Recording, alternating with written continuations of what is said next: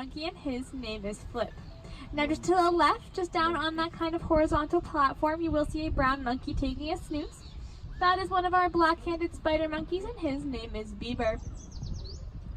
Both of these monkeys have specially adapted to life in the trees, having their long, slender limbs and a prehensile tail that acts as a fifth limb. That tail actually has a hairless patch of skin near the tip with grooves like a fingerprint, which enhances their ability to grasp at branches as they swing from tree to tree in search of their diet of fruits, seeds, leaves, and nectar. Now, should Flip ever display himself in an aggressive manner, he's able to make the hairs on his tail, neck, and shoulders stand up, making him appear larger in size. So Redleaf feed on a variety of small animal life, including rodents, fish, frogs, and muskrats.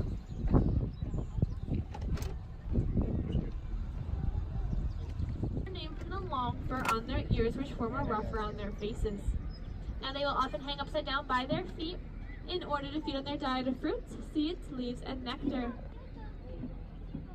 My friend in the front, I do need you to stay seated for the tour today. Buddy, it is for safety. I need you to sit down for me. I'm really sorry. My name is Emily, and I'd be happy to try and answer those questions. Now, with that being said, I thank you all for visiting us here today at the African Lion Safari, and I hope that everybody has a wild rest of their day with us.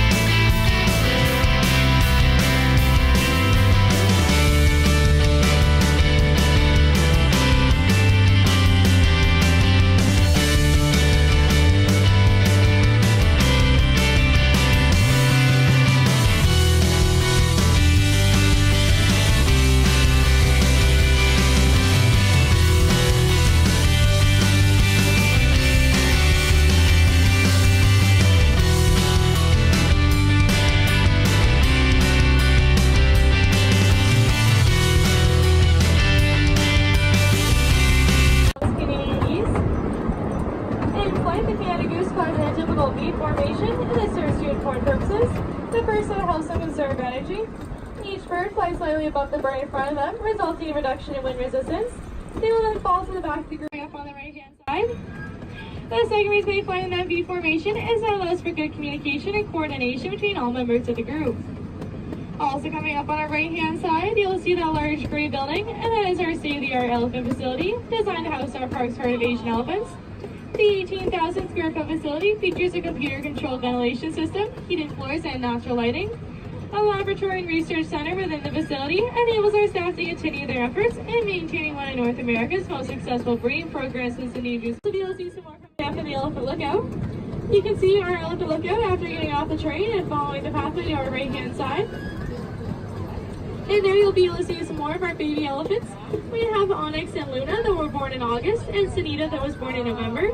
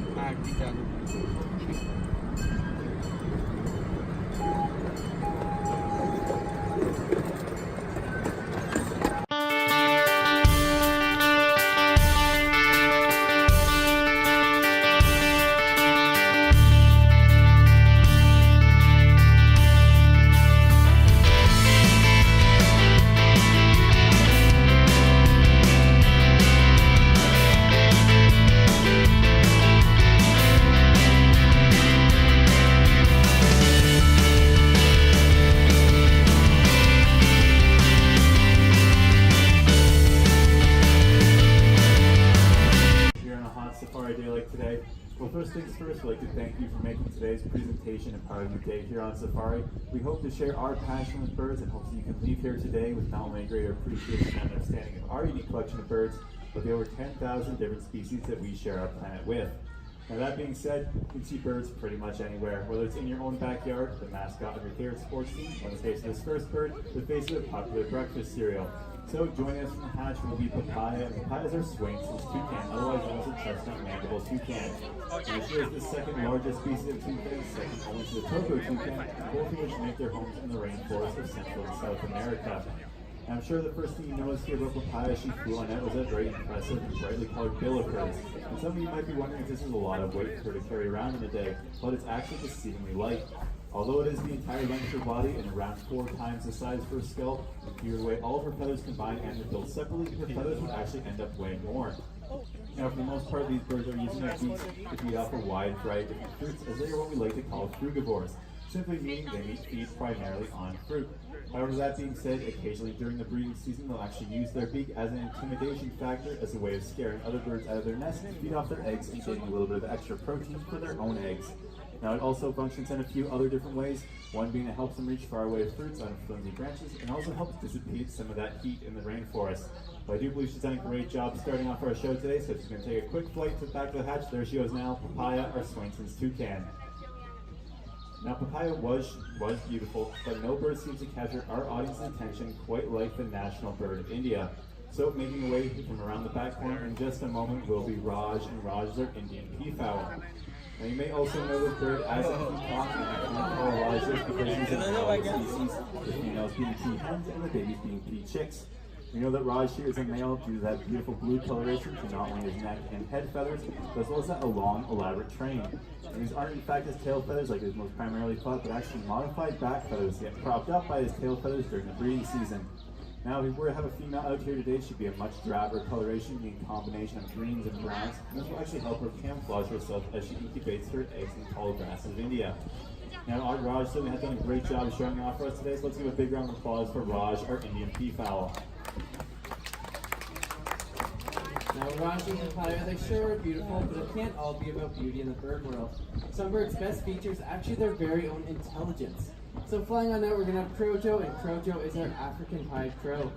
Now, Crojo is part of the corvid family, along with ravens, magpies, and jays. As you can see, Crojo is going to do a little bit of a recycling routine to show that he loves the environment. As crows usually get the bad reputation of being dirty birds, as they are seen along highways picking at garbage and roadkill, but they're actually acting as nature's garbage men, as they are cleaning up and help getting rid of germs and bacteria that could be harmful to you and I. Now, Crojo has done a great job cleaning up, so he's going to head on home. There goes Crojo, our African pied crow. Now, we just introduced you to a bird capable of flying, but now we're going to switch it up and introduce you to the only mammal capable of a true flight. Does anyone know what mammal can fly? Just shout it on out. What could that be? It's not a vulture, but it's actually a bat. So join us from the side now, we're going to have Dewey. And Dewey is our Indian flying fox. I would say get your cameras ready. We are going to bring Dewey nice and close, but you don't have to worry. He's not going to fly into the audience and suck your blood, because Dewey here is a large fruit bat.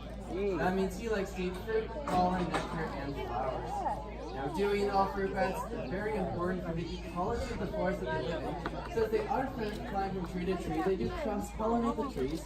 And also, when Dewey's eating the fruit, he actually only eats the fruit juices, and then he spits out the pulp and the seeds. By spitting out these seeds, it spreads them around the forest floor and leads to a stronger and healthier forest. Now, here in Ontario, we do have our very own bat counterpart species, quite a bit smaller than Dewey. We have the little brown bat. Now, you may see it fly around your very own homes and cottages at nighttime, and they're very important for our ecology as well, as they do keep our insect population down, especially those pesky mosquitoes. So as you can see, Dewey, he is hanging upside down, and bats will actually spend their entire life in this position. So with that being said, Dewey will sleep, he'll eat, he'll even go to the bathroom all hanging upside down. But of course, what makes them so special is their ability to fly. So we are going to do a brief flight demonstration. Dewey will take flight from the glove all the way up to the hammock. Now, as he decides to spread his wings, I want you to take notice of how unique they are.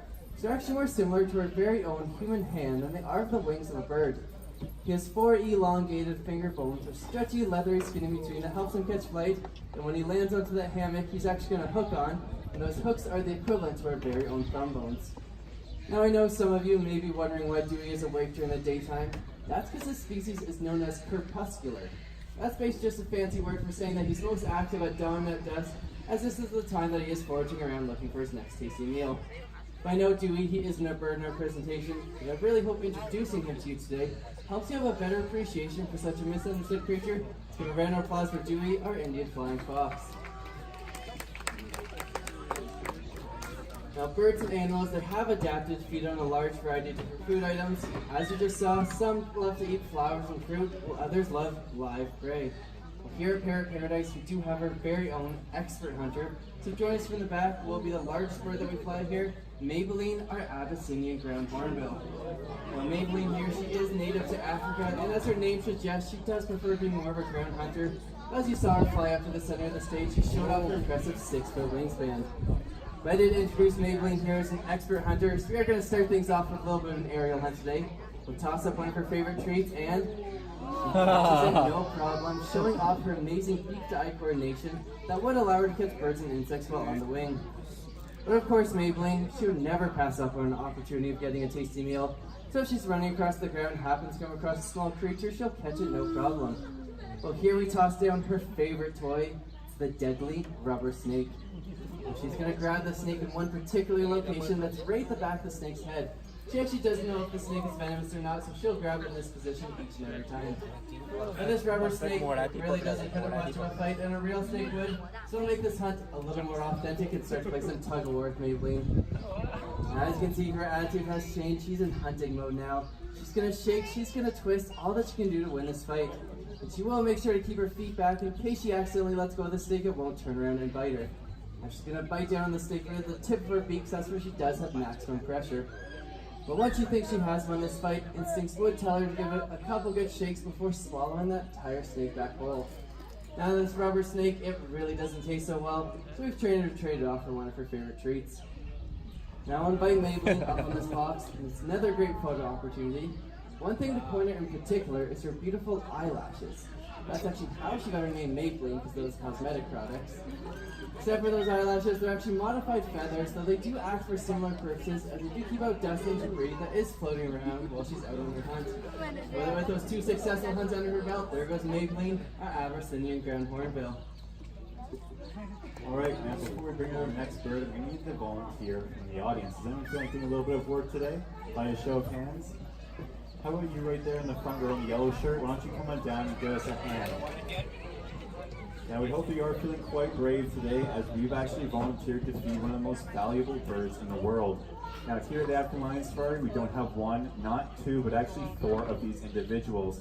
Now just a second, right in that back corner of the chickens. Now, these are so valuable because they greatly impact the poultry industry, as many people rely on these animals for food sources around the world. An interesting fact about chickens is that they actually outnumber people 3 to 1, giving them a greater population than us. So they seem to have done a great job for us today. Let's do it for our hens.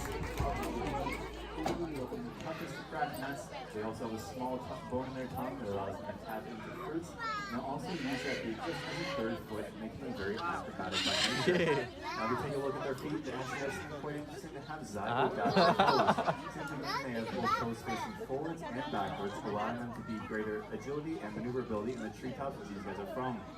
Now, although these birds spend most of their time in the trees, they can be quite remarkable to watch take flight, reaching speeds upwards of 50 to 60 kilometers an hour. They'll use those long tail feathers to steer, as well as by fanning them out, slow themselves down to make a safe landing. But what of course is most notable about these birds is their bright and beautiful colors. Now, believe it or not, they can actually see all these colors as well, which not only allows them to identify each other, but to distinguish between ripe and unripe fruits. Now, in order to demonstrate just this ability, we're going to need the help of a helpful volunteer from the audience to give us a hand with this learned behavior. By a show of hands, who's feeling helpful today? Okay, I see lots of hands. How about you there in the back row in the blue shirt? Why don't you come on down, we'll give you a hand and explain exactly what you have to do. Well, here on this table, we do have 4 different colored rings. We have red, yellow, blue, and green. Now, Indigo over here, she is our blue and gold macaw, and she's been trained to pick out only those blue rings and put them onto the post. Now we do have our helpers come down to make sure that we're not putting those blue rings in the same spot every time, and that's a new unique challenge for Indigo here. Now Indigo, she is actually 26 years old this year. However, these macaw species, they can actually live 60 to 80 years in the wild, even up to 100 years under human care. So I would say with those years of expertise, Indigo here, she has become quite the expert. For our volunteers, they always seem to stump her. Sometimes do a big tower, some really spread it out. Looks like we are doing a little bit of a spread out method today. Those blue ones hidden throughout. So Indigo, you might be up for a little challenge today. So let's see if she can figure this one out. Now we put her up on that table. She waddles on over, has to think about it a bit, move the other colors out of the way, but she spots her first blue ring, no problem. Put it on that post. What about that second Indigo? Can she see it? She reaches over the yellow. There she goes, proving that of course they can see in color. Now Indigo here, she has done a great job. Let's give a big round of applause for her helpful volunteers. Thank you very much. Now I do have one final question, and if you know the answer, just shout it on out. But what are parrots most famous for? You know what that is? Copy. What's the answer? Probably want a cracker, so that's because they like to talk a lot. Now here at Parrot Paradise, the star of our presentation are always our talking Amazons. And here we have for you today is Wasabi. Wasabi is our yellow-fronted Amazon. He's quite the little chatterbox, so let's see what he has for us today. Well, he usually likes to start off with a little bit of a greeting. Hello, hello. Polite little hellos. And he is quite the polite little bird. He does always like to properly introduce himself. So why don't you tell everybody what's your name? A very cheery little Wasabi. However, he never forgets about our audience. He always likes to check up on you guys with this next little question. How are you? Hopefully everybody's enjoying their visit on safari so far. Well, Wasabi here is a male yellow-fronted Amazon. However, you can't tell just by looking at him, and that's because the males and females of most parrot species look identical. Typically, we'll send a small drop of DNA away to a lab. They let us know whether we're looking at a male or female.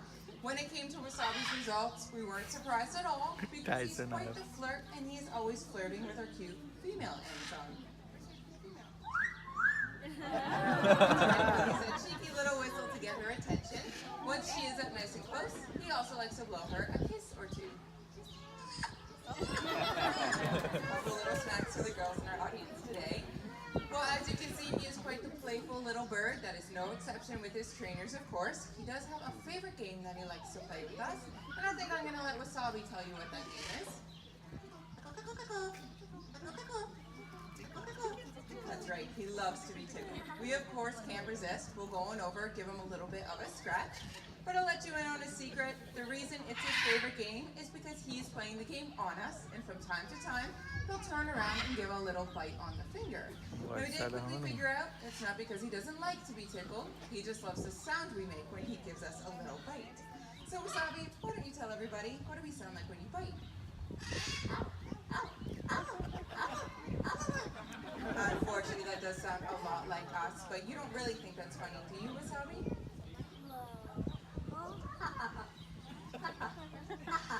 I think we got a little bit of a comedian on our hands here. Well, Wasabi is quite the festive little bird. He does like to celebrate any chance he can get. In fact, his favorite holiday to celebrate happens to be Christmas time. So much so that he has even picked up on what Santa Claus is most well known for saying. Merry Christmas in June. And of course, these little birds are very musically talented as well. They love to whistle and sing. Wasabi is no exception, but we do like to warn everybody that he has learned how to sing from us. And we are honest enough to admit that we are terribly off key. You may have to use your imagination just a little bit for his next couple tunes, and in order to help everybody out, I'll get him to warm up his voice first.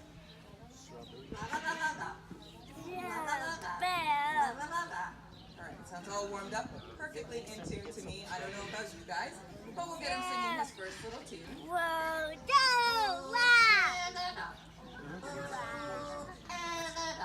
There we go, not too bad, very off-key, but very patriotic little Canada.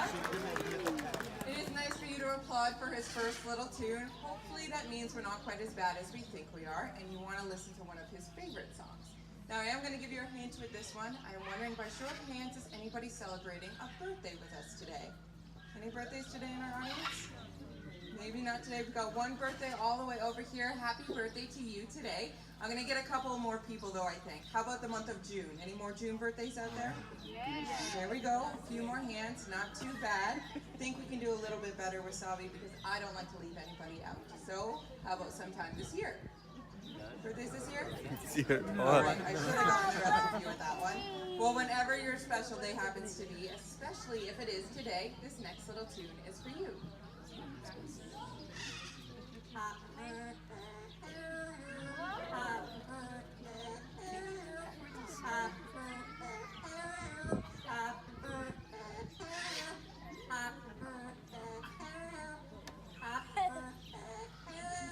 There you go. Wasabi's very rendition. Happy birthday to you.